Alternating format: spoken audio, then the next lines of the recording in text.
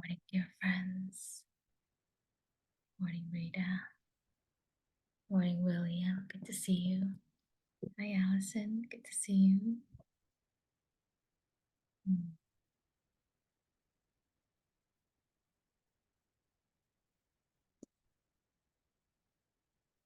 Friends, let's take a moment to settle in and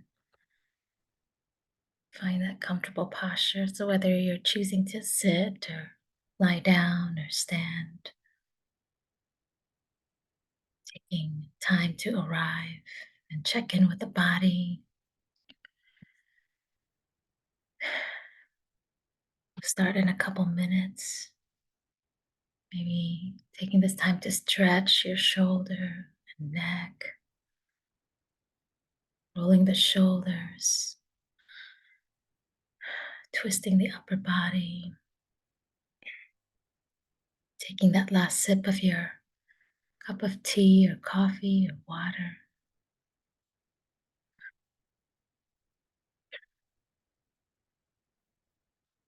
Maybe adding another cushion or pillow, blanket, anything that will help you, support you as you sit for the next 30 minutes. Welcome, Sean. We'll begin with 30 minutes of meditation, followed by a short Dharma share. And then you'll be invited to share and reflect or ask any questions or any comments you might have.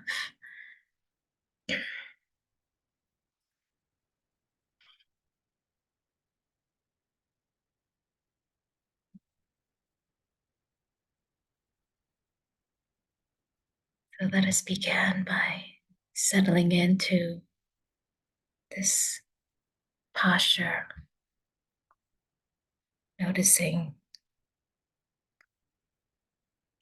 how the back is. Maybe the spine is slightly curved if you're choosing a sitting or standing posture. And slightly tucking the chin towards the chest if that feels comfortable. And with a downward gaze or eyes closed, we turn our sense doors inward. And let us begin with intentional breathing.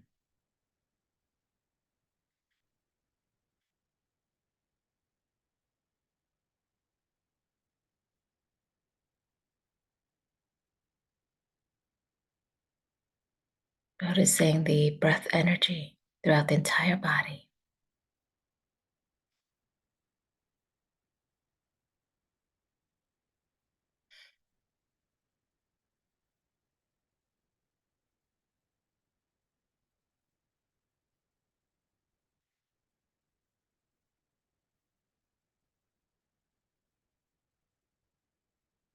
Feeling the fullness of each breath. Maybe hearing the sound of the breath in the nostrils or in the back of the throat. Maybe you can feel the movement of the breath rising and falling in the shoulders and chest and the belly.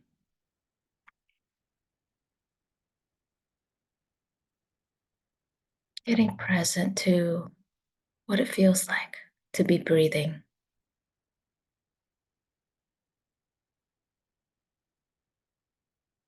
To experience the body breathing in and breathing out.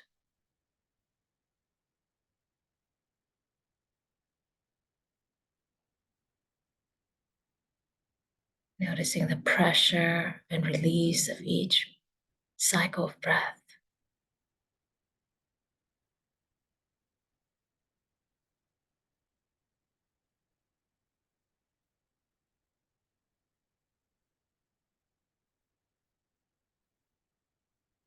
And notice the sensations that accompanies the breath. Where do you feel it in the body?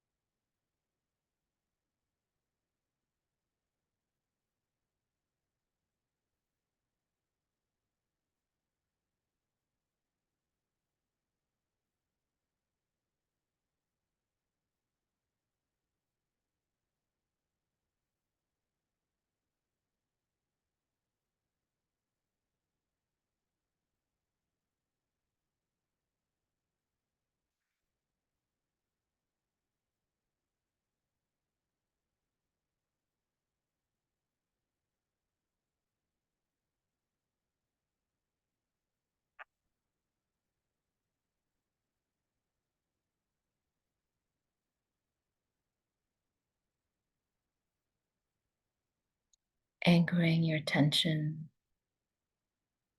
through the sensations of the breath,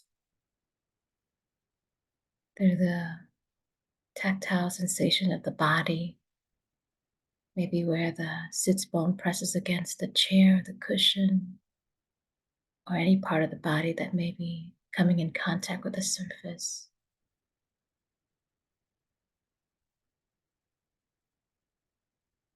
Letting sounds bring you back to the present moment.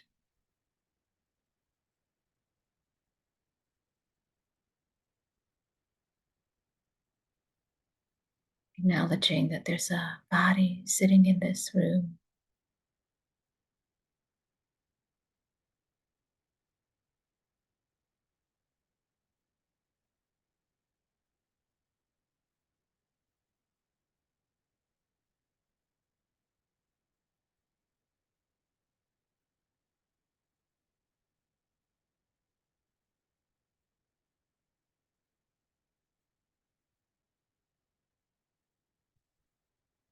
Note the quality of the breath simply by bringing your awareness to the breath. The breath knows how to take care of you.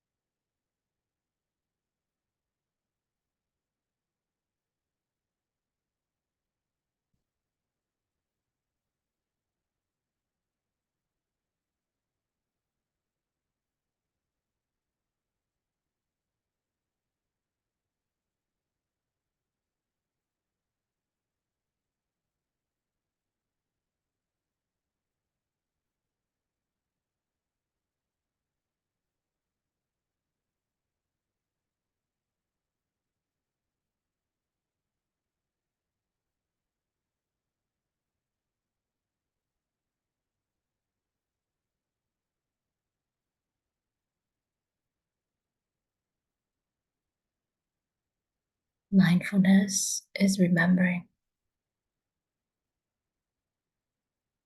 In that moment of remembering, we come out of trance, we kind of come out of the narratives and stories and memories,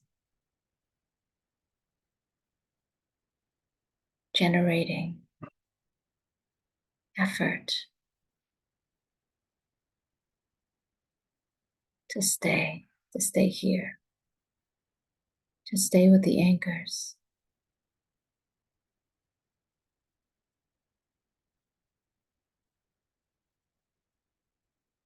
to stay interested and curious about what is happening internally.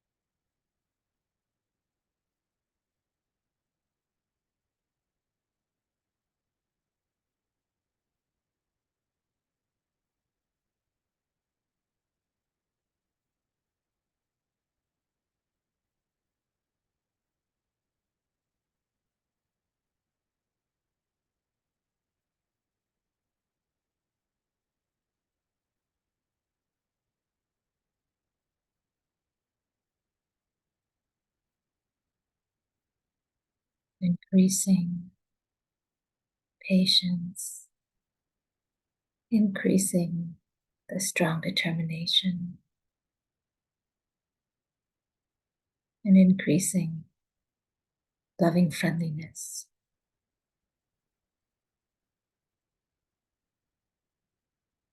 to all that is showing up in this moment.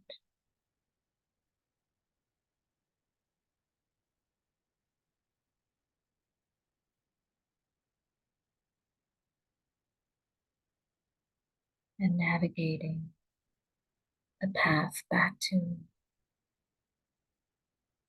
the breath of the body,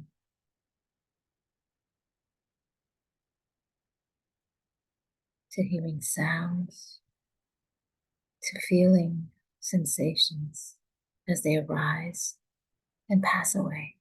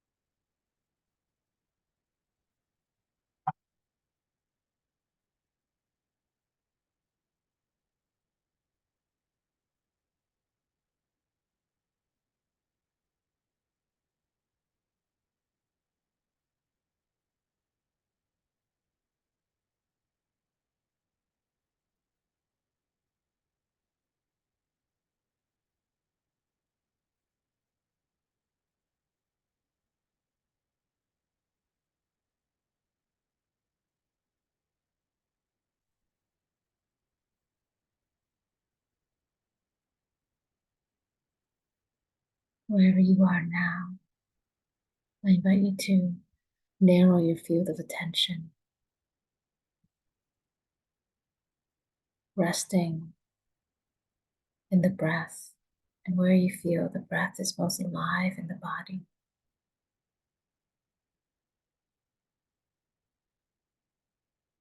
Letting your attention land there. Maybe this is the area between the upper lip and the nose. Maybe it's in the chest, or this is the breath in the belly.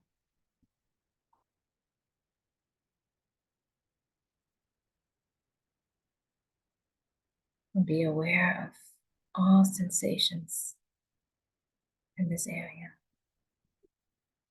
Close sensations, subtle sensations.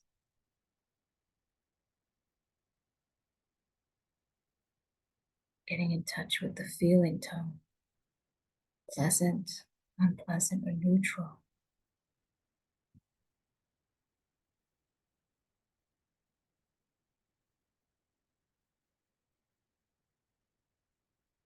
Touching the experience and then setting it down.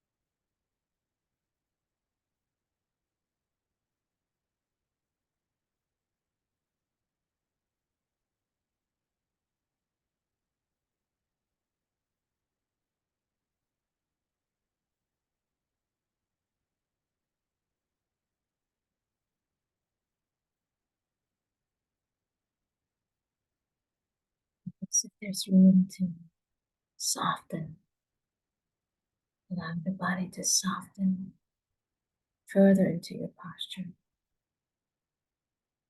When the body is relaxed, the mind follows.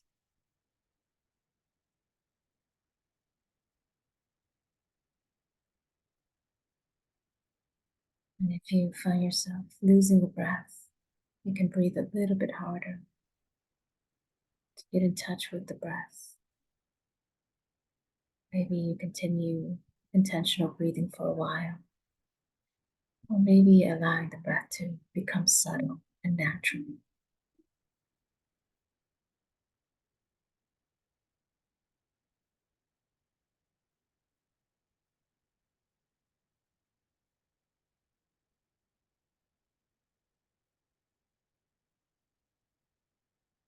In each moment, discerning, does this moment call for more energy or more relaxation?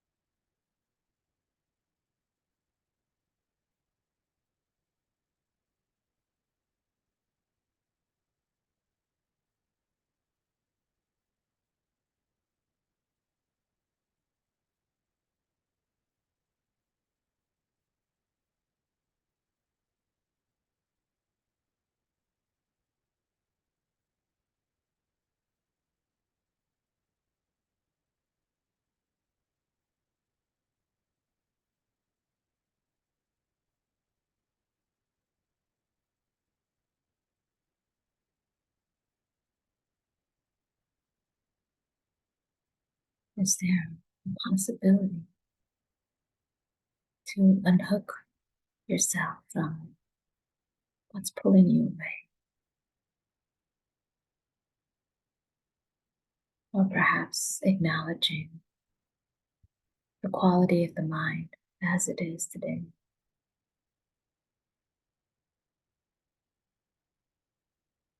However the mind is coming to terms with it. However the body is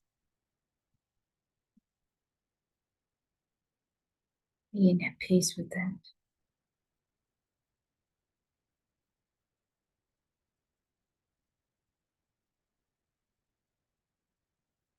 And choosing the breath as the primary object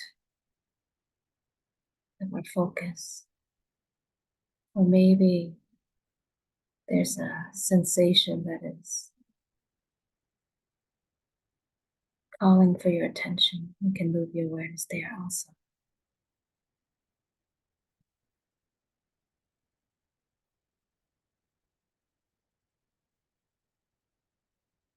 Increasing equanimity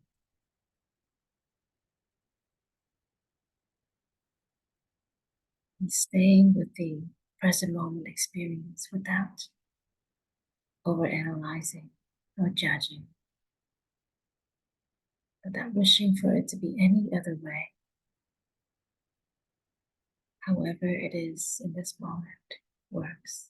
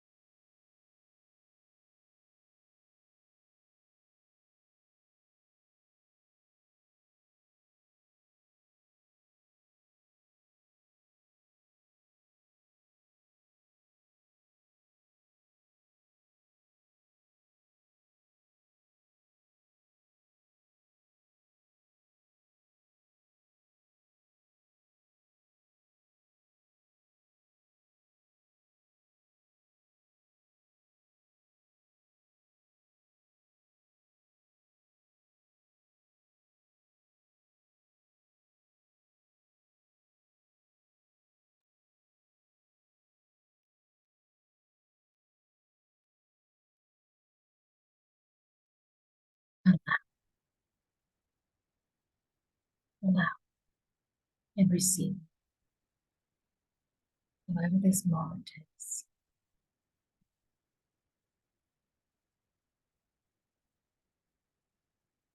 And letting go. The out breath, letting go and releasing.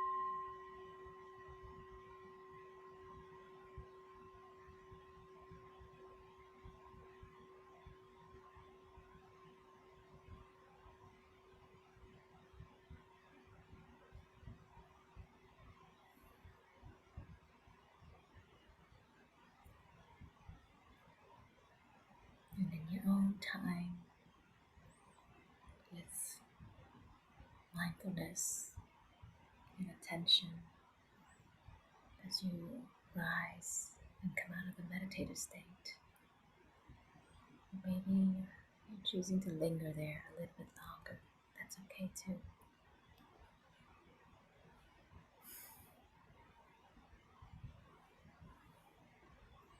Bringing movement back into the body and opening the sense door to the space around you. And noticing the contrasts of this moment to the moment when we first began sitting.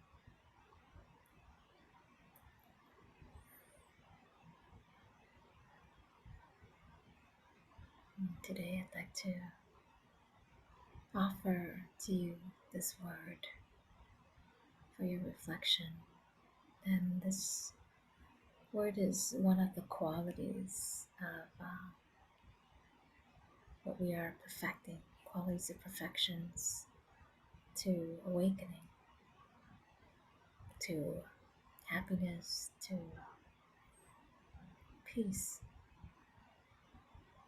And this quality is called renunciation. When you hear the word renunciation, what comes up for you? Right. The word renunciation in Buddhism is one of giving up. Sometimes we think of renunciation as like restraint, like it's torturous to have to renounce from things. But another way to look at renunciation is letting go of holding back, renouncing from the way we shut down or shut ourselves out of life.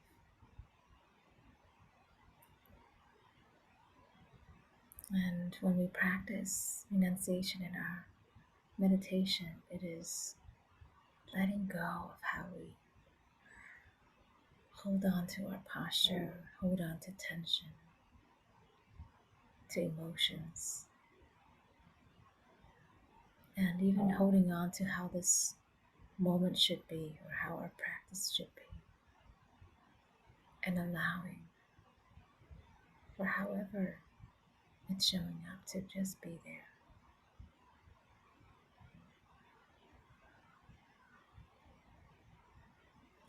And we notice when we hold on, whether it's to views or to emotions or to certain tensions in the body, how it causes us to suffer, or the body to tighten up, or it takes us out of our ability to be here and focus on the breath. So even in that context, when we hold on, we are not able to open ourselves up to the present moment, to life as is. So this practice of renunciation is coming back to how things really are and the possibility to receive and allow the flow of life to come through us. And all that energy and effort that is a lot of times habitual energy of clinging, of holding, of guarding is in a way this unwillingness to let go, to set it down. And we can see how it causes us so much restlessness. And in that moment when you notice yourself letting go of some of the tension in the body, or letting go of a memory of the past, something that just happened, or a problem that might be just circulating the mind, What is that experience like? Does it feel relieving? Maybe. Does it feel frightening? Because if that's not there, now what do you have to hold on to? Sometimes we hold on to things as part of our identity, part of our way we think we are protecting ourselves.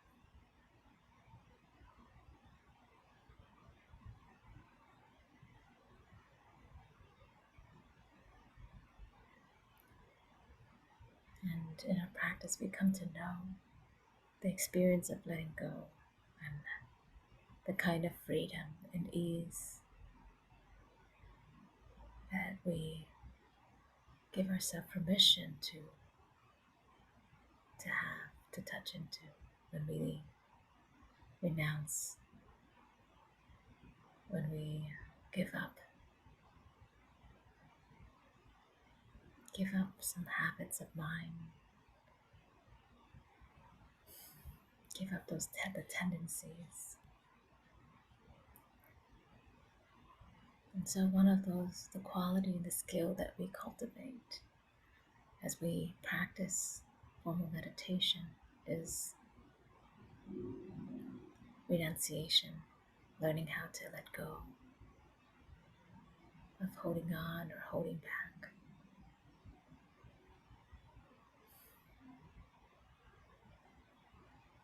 And any way in which we have been blocking ourselves, cutting ourselves off from things, now there's a flow of energy, there's a life force that is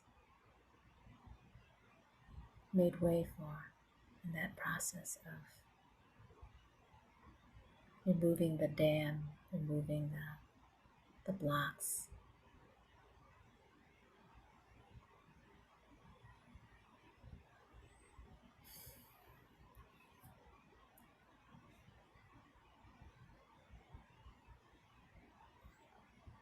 And we can become aware of how holding on to things have caused us pain, has caused us lots of stress or conflict in our lives.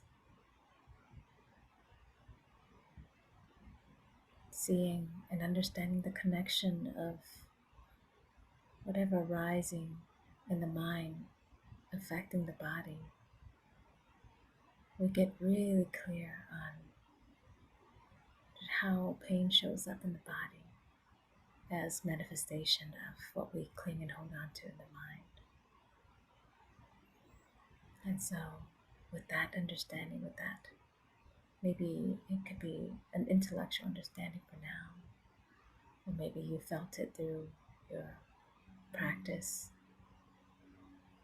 those bits of when you've let go, of when you become aware of how mental pain and stress manifests in the body, and how in those little bits, little ways that you've let go and soften and open up, that the desire to practice renunciation increases, and that urgency to let go is the only way you know you'll be free. Free from stress, free from misery, free from suffering, free from conflict.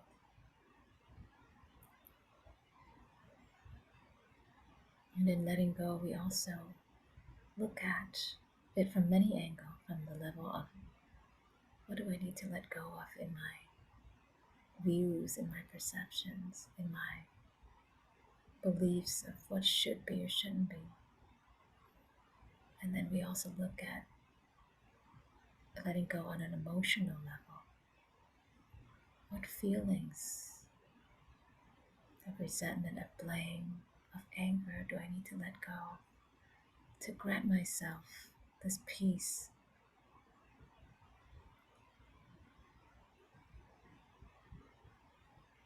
And then we also look at renunciation on the level of body.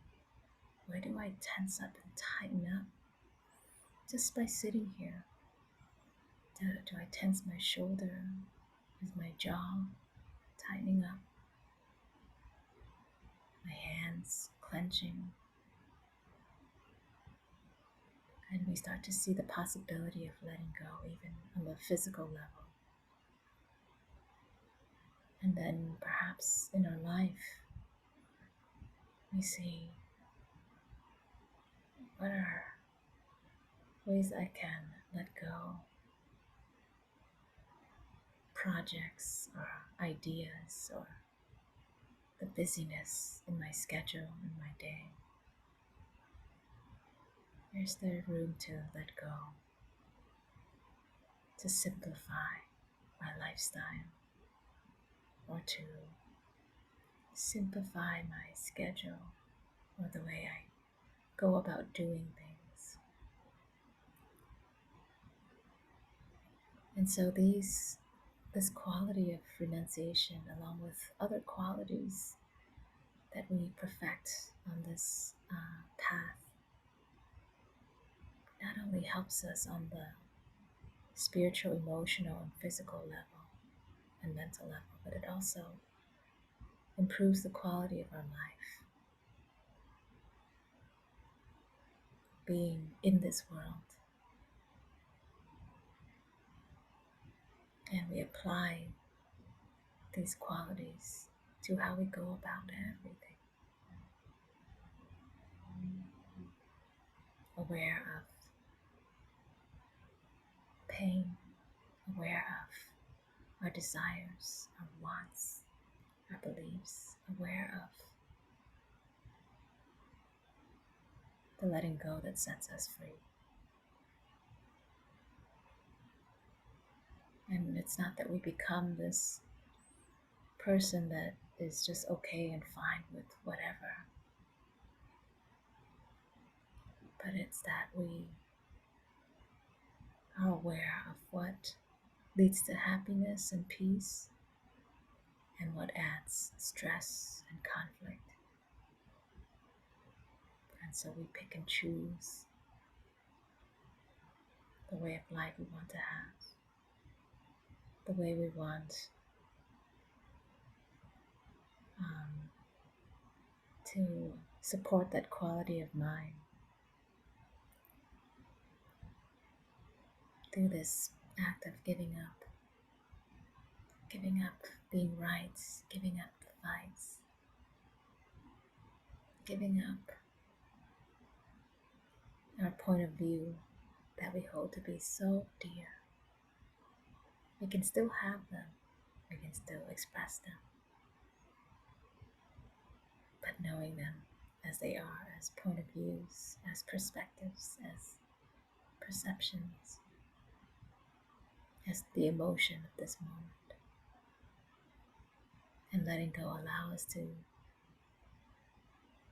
be flexible, adaptable, and open to all that is possible. So a lot of times we don't know that there's another way to be than to hold on for dear life, than to bind ourselves to some cause, some project, some positions that we have.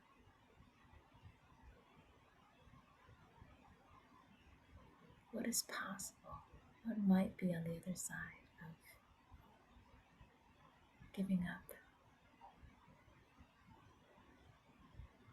of lessening our attachment to things? What might be possible? What is it that we don't know might be available? Letting go is, as a human experience, is very painful. It can be extremely challenging, and it tests us. It puts us on the edge of our experience. There's so much uncertainty and unknown that lies in that. So I acknowledge that it is a difficult process. And in every part of our human being, all the way down to our bones, it's not, at times, it's not that we do it joyfully or easily or happily, but we acknowledge that it's the attachment that has the process be so arduous and painful. But there is a wiser part of us that knows how necessary it is for our own freedom and liberation to let go.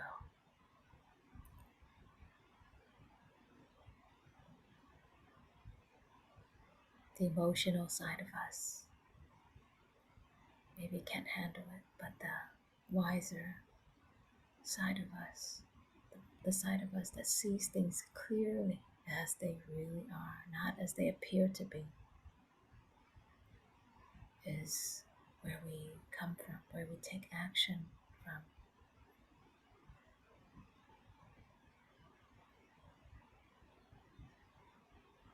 And the more we can act from this place of clear seeing, from the stillness deep within us that knows how to really guide us to freedom, we can also include the emotions, the unpleasant experience of this process as part of the practice of letting go.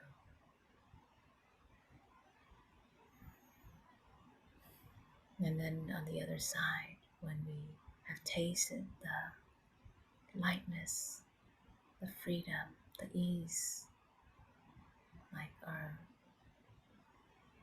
load has been lightened and unburdened to whatever degree that is, we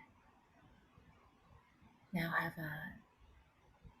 regained our trust and faith in the practice of letting go and what it has made way for.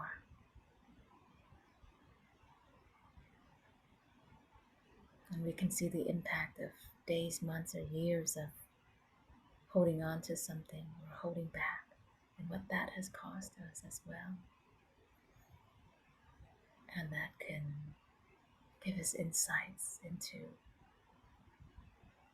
trusting and deepening our understanding of this teaching.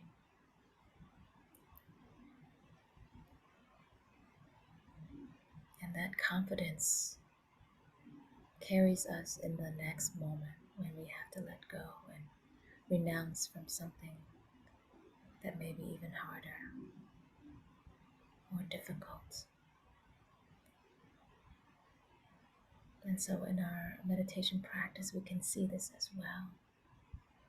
We start letting go in very simple ways, letting go of the doing, coming back to being,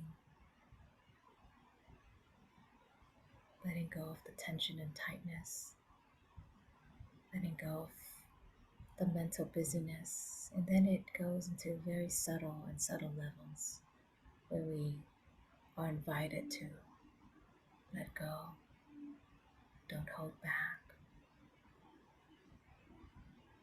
allow, receive, and release. So whatever we cultivate and master while we're practicing informal meditation, we're also developing these qualities and this skill as we navigate all the twists and turns of life.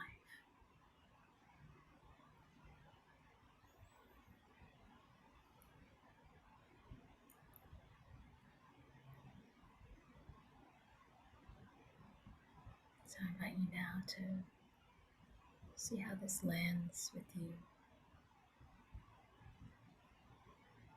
Where you notice yourself cringing or leaning out, or where do you notice tension, or is there an opening?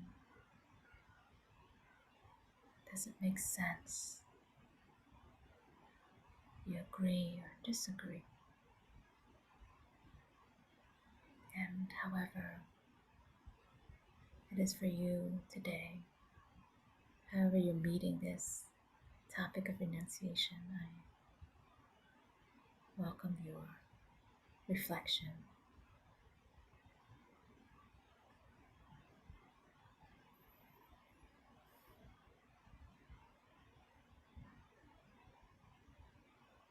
And whenever you're ready to share, you can unmute yourself.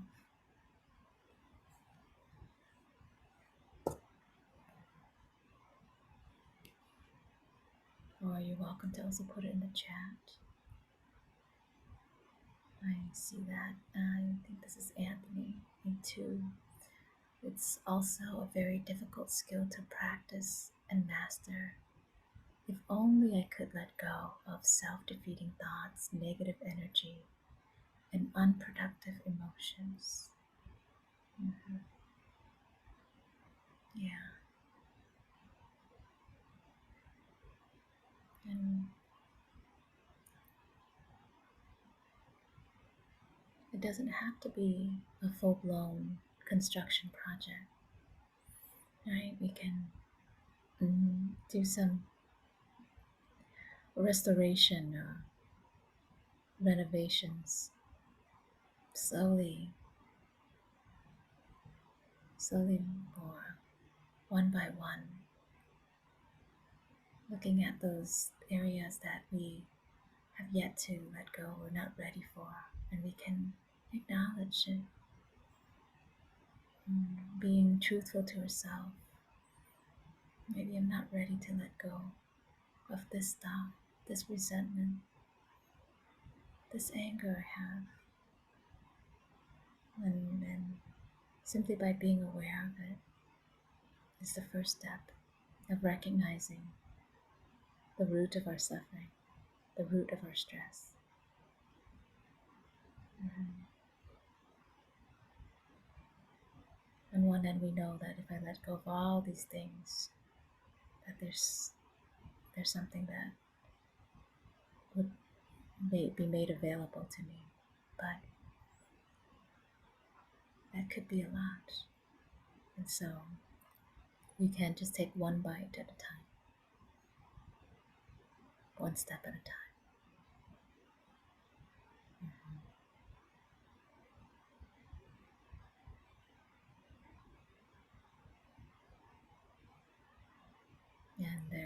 And this also depends on each person's personality.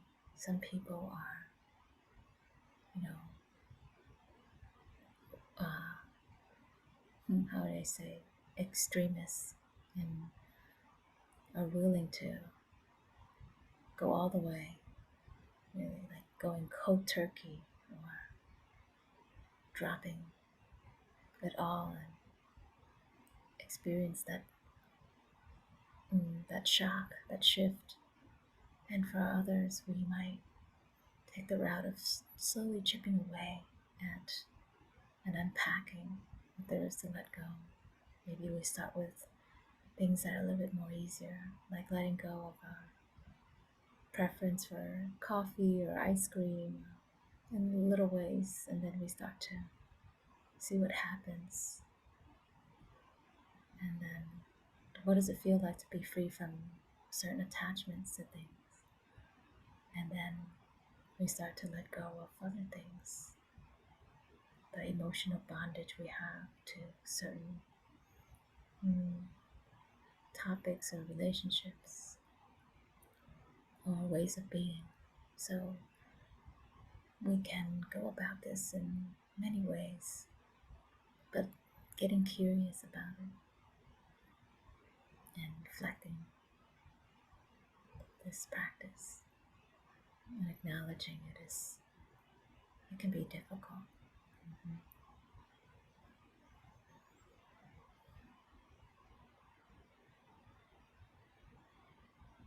Um, I've been uh, I've been kind of thinking about this lately, and I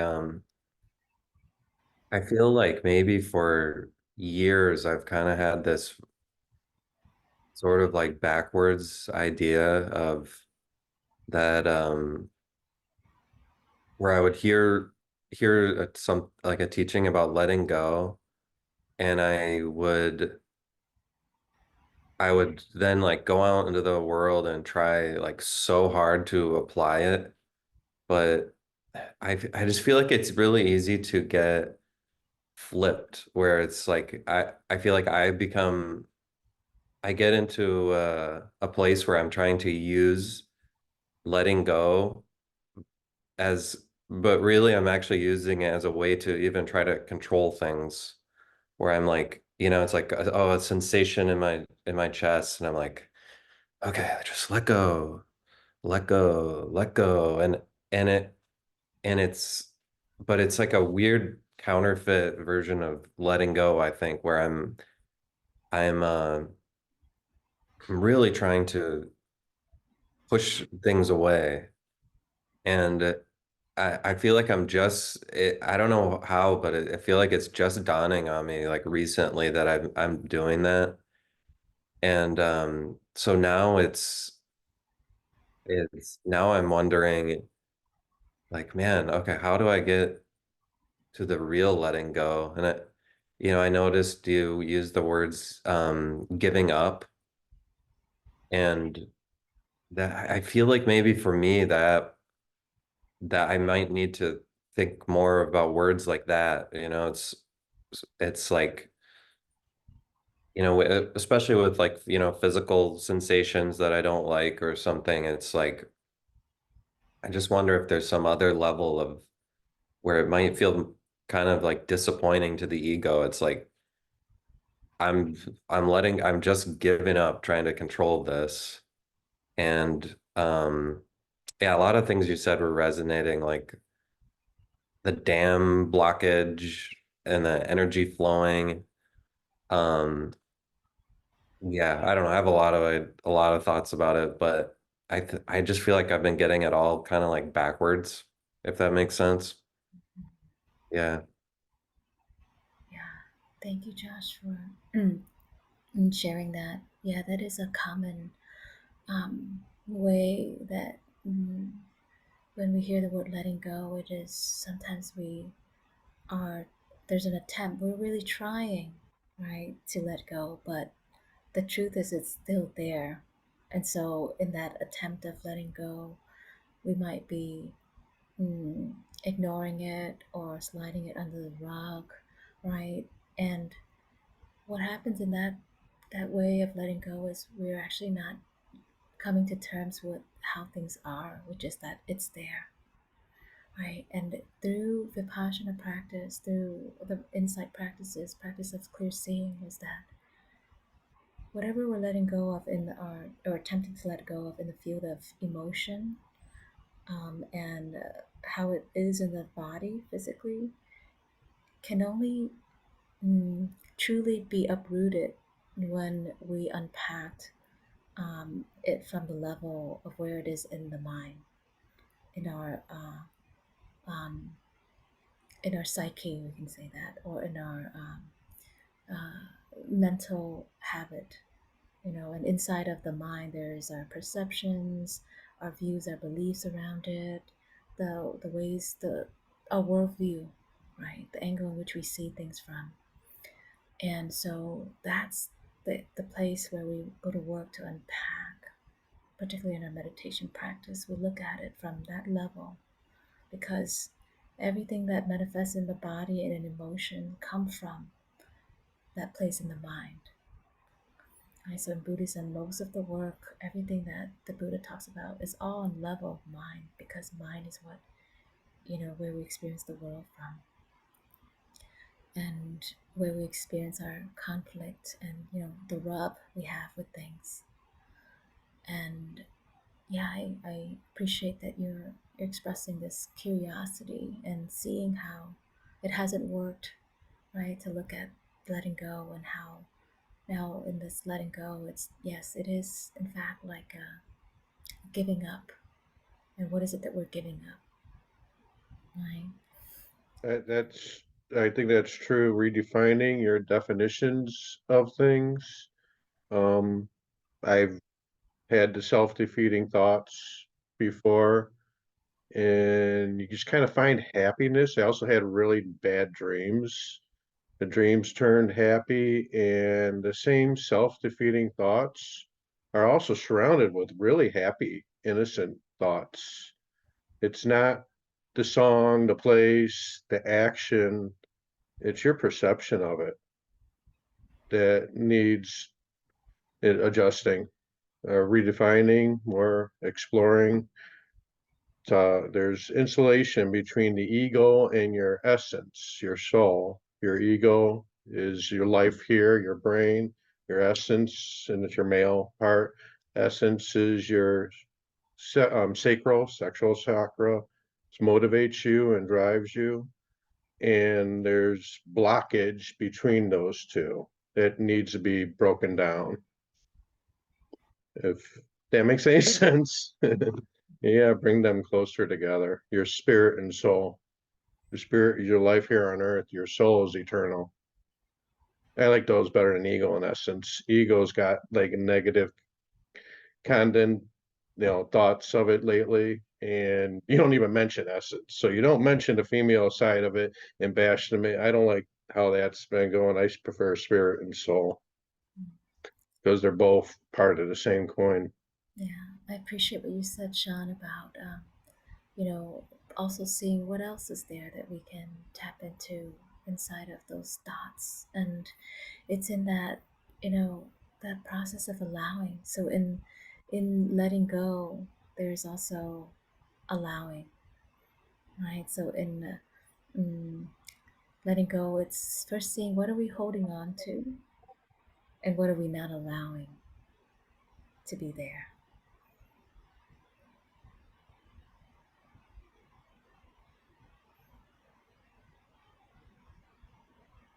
What are we not giving permission to, right? Whether it's for ourselves or for those around us or for the situation.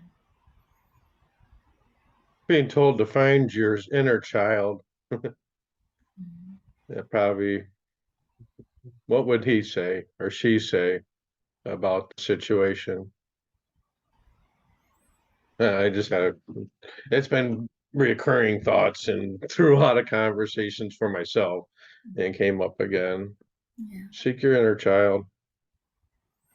yeah. So They're when we work on the level of mind, you know, there are a lot of things that's rooted, deeply rooted.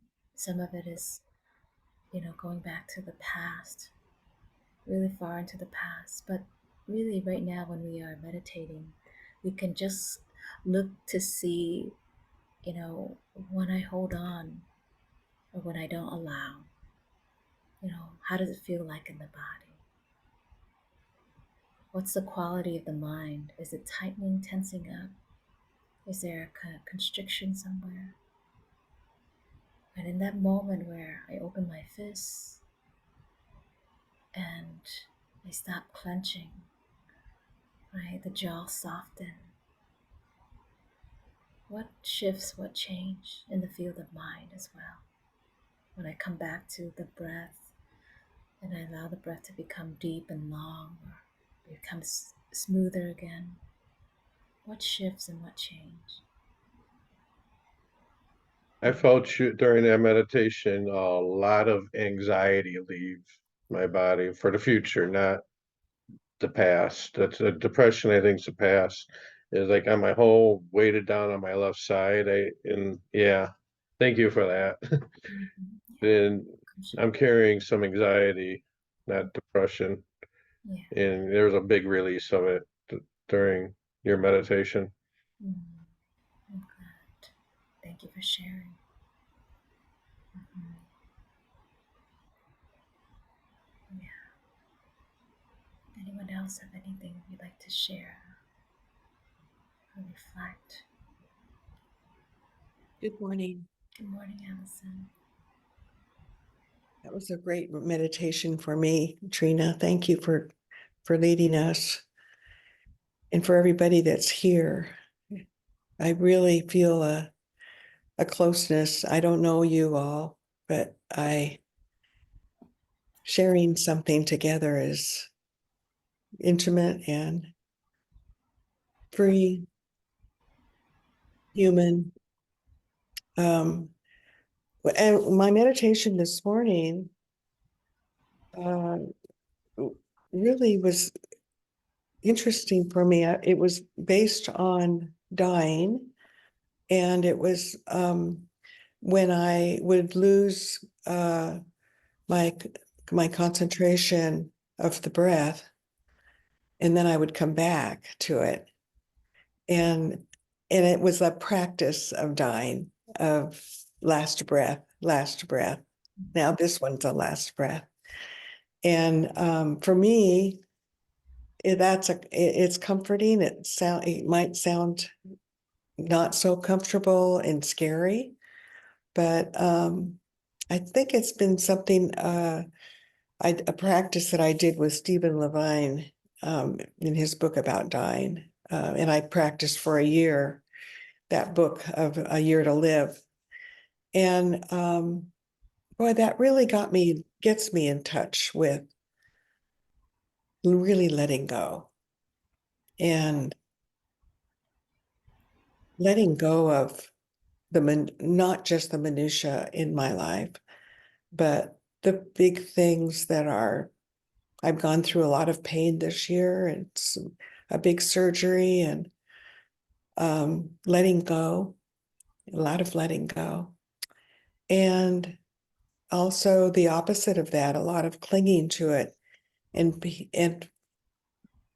pain and fear. What's going to happen? Is this ever going to am I ever going to feel good again? All those questions. And then going back to letting go. And the part about the death of my last breath, oh, I really like it. It's really letting go. I mean, I know I'm not dying, logically, but it's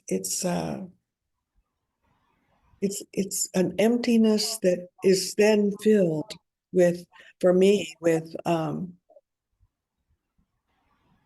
guess love and um, beauty, taking away the things that aren't loving in my heart or in my mind, and taking away the things that aren't um, comfortable, or um, I guess those human characteristics too, wanting my way, all of that goes away. And I've had the experience of being with several people in my life that when they drew their last breath, and one was a stranger, and he was I was at the scene of an accident, and he was killed by his motorcycle went over on him, and I kind of regret not, after they tried to save his life and then they covered him up, and it was on a very remote road, and I was with a bunch of hikers, and I kind of wished that I had gone and sat with him after he drew his last breath, and just to be with the body. And maybe that's because I have this intimacy with dying and death after this, experience I had with the Stephen Levine book. And also because going into my later 70s, and, I'm in that part of my life. And so I'm preparing myself more than I'd have before.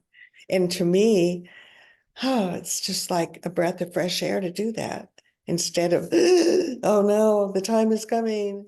That's kind of, uh, I have felt that before in my younger years, but I don't feel that now. And if you ask me in a month or so, maybe I will again. But today, Oh. it's that letting go of everything. Yeah. and letting go of my relationships with my loving family and my grandchildren and my great-grandchildren, those kinds of things. Yeah, that's happening. I am letting go of them.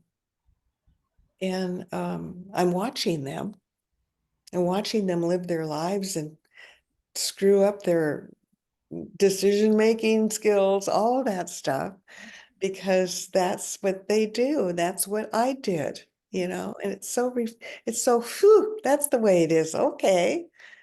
And same with the pain that I've been suffering with. Um, it's gonna be what it is. And that letting go is such a theme for me. And I appreciate it, Trina, that you focused on that too. Maybe it was more my focus too, I guess. It just came to me. Yeah, I'm grateful for that. Thank you. Thank you, everybody, for being here.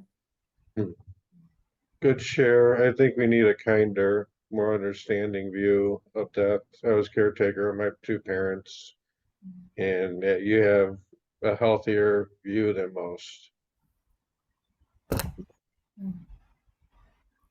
Thank you, Allison, for that reminder and that wisdom, inviting us all into letting go of what no longer serves us and not waiting to where, a certain age or at a certain time or in a certain place.